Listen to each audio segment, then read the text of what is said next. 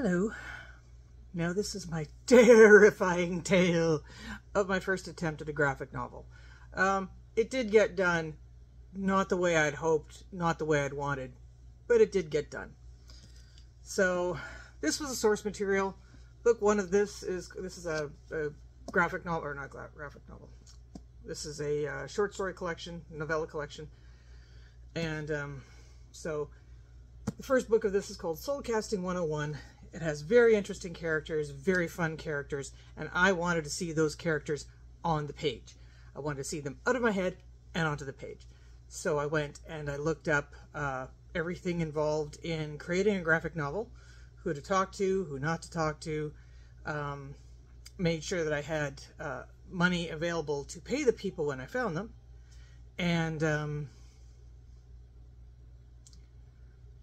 okay, the cat's not ringing. I have a motion sensor for my cat, and it rings the doorbell when the cat wants to come inside. And right, so I went online and I did my research. I went on Facebook and I found a Facebook group that was very helpful. Some people were snotty, some people were sarcastic, but in general, people were very, very helpful. But this is their living, and so you don't mess around with their money. There's none of this, I'll pay you in exposure. Stop exposing yourself. Stop trying to expose other people. It's not right. If they're doing a service for you, they get paid. If they are doing something that you can't do for yourself, they get paid. I am pretty good at writing. I do it for a living, but my drawing skills are sorely lacking. So I needed to hire someone, and a written manuscript is not the same as a written script. Script for comics is a completely different animal, and I needed someone to prepare that. So I went and I looked around and I asked people for, not for submissions, but if they wanted to show me their portfolios. And I looked at the portfolios, and some I greatly admired, some were a little odd, and some were frankly terrifying. Others were nauseating.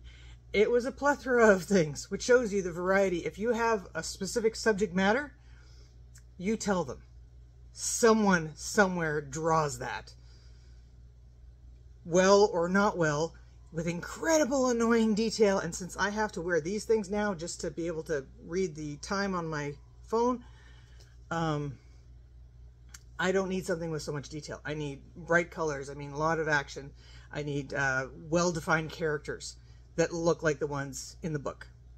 And so I was approached by someone, an artist, who was like, yeah, this is great. Yeah, I'll hook you up with this writer and that writer and this artist and this colorist and everything else. And we'll form a little, and we'll do your book. And I said, no, it's not really what I'm looking for. And they're like, oh, come on. I said, no, no, no. And they're like, oh, be nice. And it's like, ooh. No, most Gen X women they hear be nice, or you should be nice, or you need to be nice, and their skin just turns inside out. So I just told him to F himself, and I blocked him. Very ladylike of me. Anyway, so I was approached by someone that we're going to call the coordinator. He formed a team. I liked the artwork. I liked the people. I liked that they were enthusiastic in general about writing for primarily female characters, which is not that much. It's becoming more and more, but I started this process 4 years ago, so even then there wasn't as much as one would hope, considering that we're 50% of the population. So we got started. Now, what I didn't know is that the writer that he had chosen was one that he greatly admired, but one who really did not have any interest in writing for female characters. He did not have any interest in writing soft fantasy or paranormal, and he really didn't have any interest in writing anything that didn't have an explosion. So, more on that later. So we proceeded to engage in the project. I was talking to him in August. I'd already seen some pages over the holidays. In January, my coordinator disappeared. Poof! Gone. A few weeks went by. I started getting worried. I was spoken to by one of the writers on a different project, one that actually is finished today. And he asked me if he had seen them, because they were all getting paid from him. All right, I would provide the money, he would disperse it, and all of a sudden, with the poof, people started to get tense. This is their livelihood. If you don't pay them, they stop the project. So I had a vested interest in finding him. They had a vested interest in finding him. So everybody was looking for him. And I got a hair on my lip. Sorry, I have a very large cat, and he has very large hair. No euphemisms. It's just, he's a Maine Coon.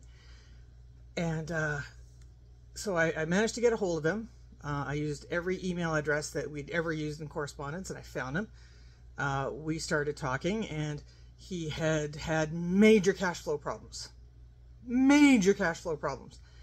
And it was instigated by a company in the States. Actually, it was instigated by an artist who got an advance and who scampered away without telling anybody what was going on.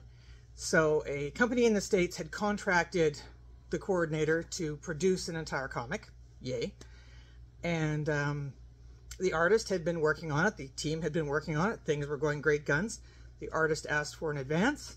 He received the advance, and he poofed. He disappeared. So now the U.S. company wasn't getting their comic. The money was being held kind of in an escrow account. And they just went and yoinked it out of there.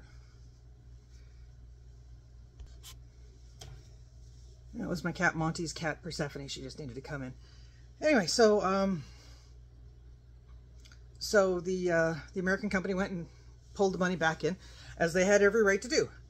But they pulled money even for work that they had acquired already. They pulled the entire mass back. This caused a giant sucking vacuum in the finances. Because everything was going so well, the coordinator had opened up some private projects, and those projects now had to stop, frozen in their tracks, because those people weren't getting paid. And that's the thing, in this environment, if you're not getting paid, you don't work anymore. You cease your activities for that client, at least until the money shows up. And this is little Persephone. She's Monty's cat. So, anyway, so everything had stopped. With some effort and some restructuring, the coordinator got money to his contractors, and they all began working again. Some of them weren't speaking to him, basically just for taking off and not telling him what was going on. And that's the thing. It's like, you know, your life can go to hell, but if other people are depending on you, just tell them what's going on.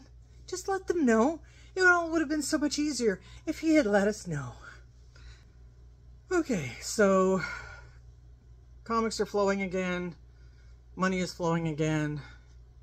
Everybody's happy except for the people who aren't happy. Then it comes time that Hell Kitten, or the Soulcasting 101, is complete. Well, the art is complete.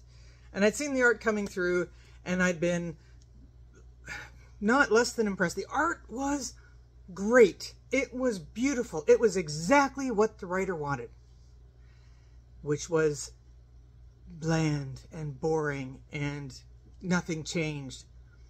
He had one of the characters wearing the same outfit through the whole comic. The whole comic.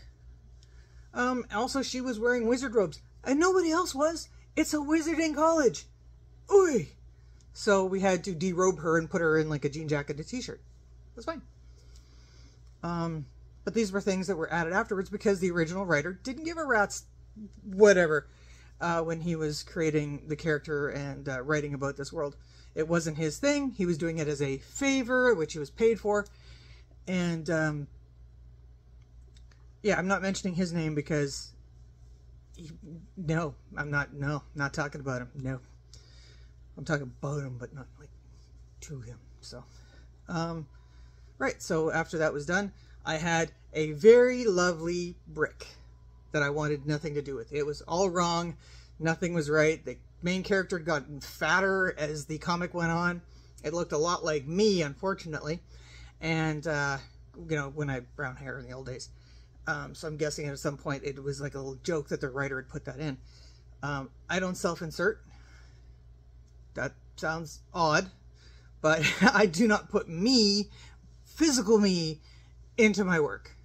I will put mental me into my work. I will make the characters crazy as bedbugs, but I will not insert my physical presence into a book because I think that's just weird. I mean, some people do it. It's fine. Works for them. Whatever. Right. So now I'm stuck with this book and I don't want to do anything with it. And the second that it was finished, I was like, okay, so when can we like get a new script and do this again? And the coordinator was like, what? And I explained to her everything that was wrong with it from start to finish. He's like, why didn't you tell me?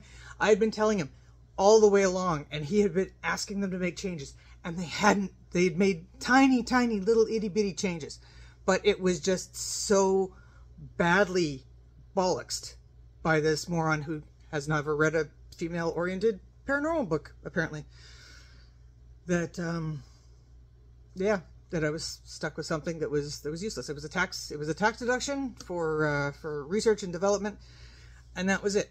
So a very nice lady who had also been reading my books and doing some work on translation. So if anybody's interested, I can get this particular series out in Spanish.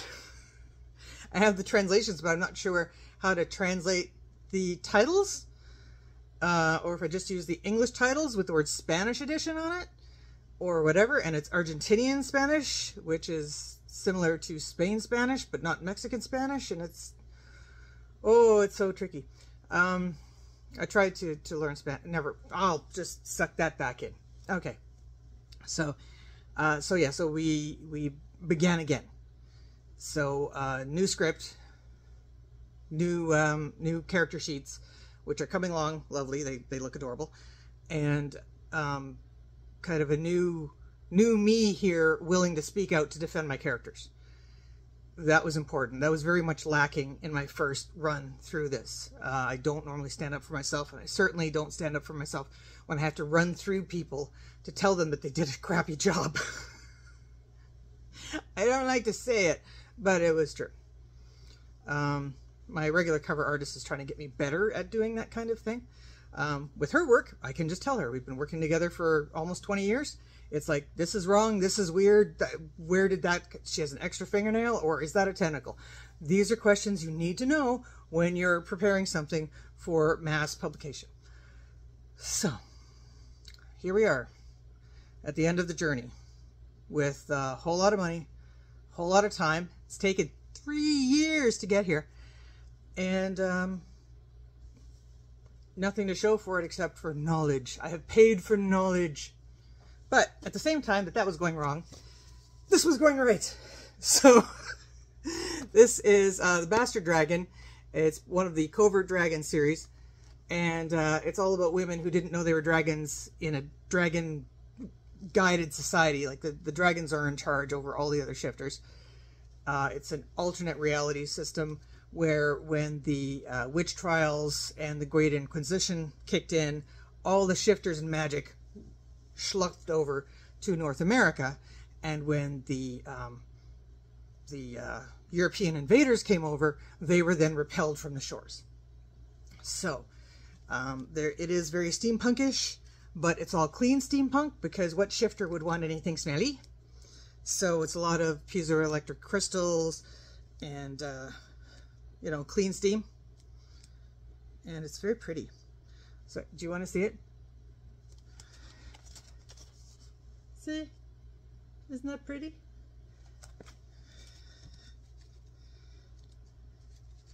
And anyway, so this takes place. The main character does not know she's a dragon.